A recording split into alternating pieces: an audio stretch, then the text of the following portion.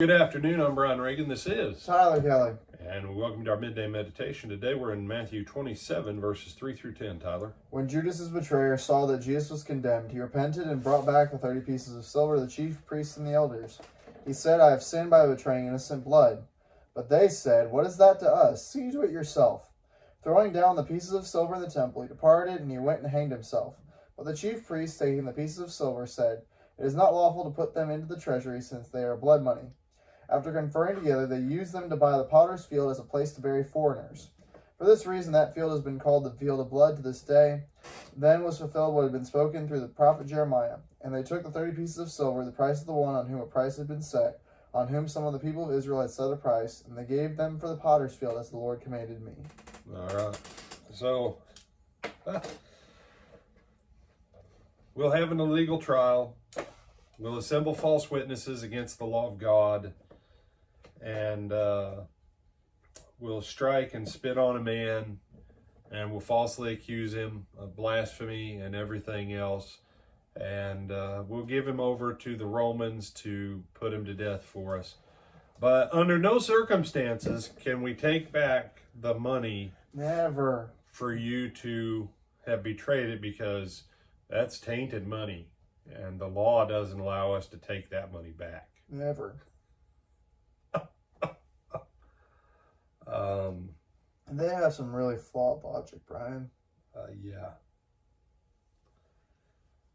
And if by flawed you mean totally nuts. Yes. Yeah. Extremely, totally nuts. Y'all kill him.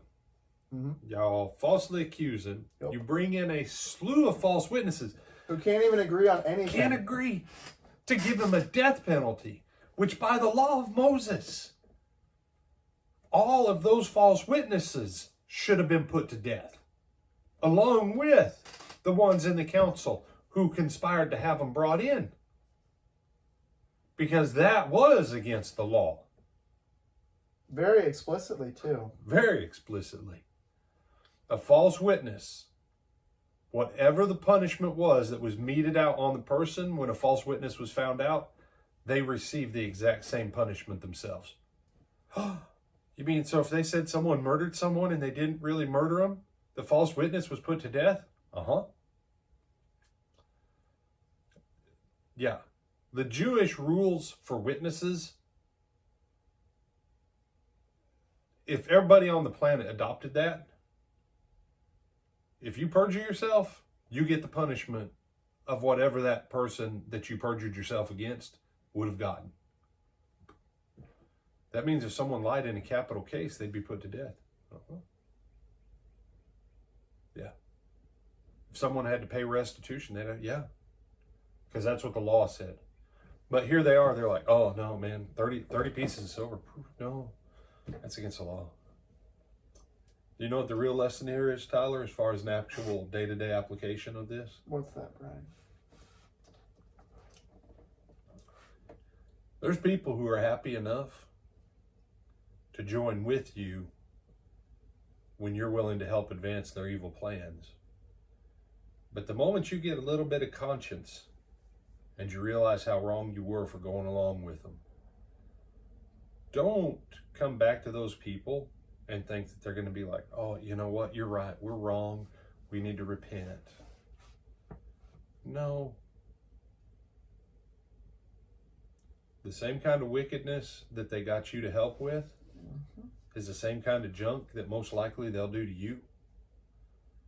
And then they'll act all high and mighty because they're not like you.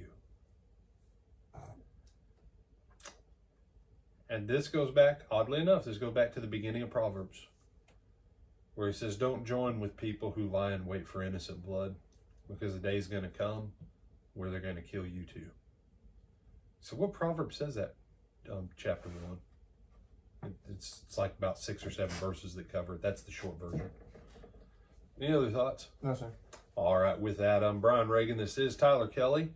And we invite you to come back tonight at 7 o'clock, where we will continue our study in the book of James at the Lake Butler Church of Christ in Lake Butler, Florida, both live stream and in person. Until then.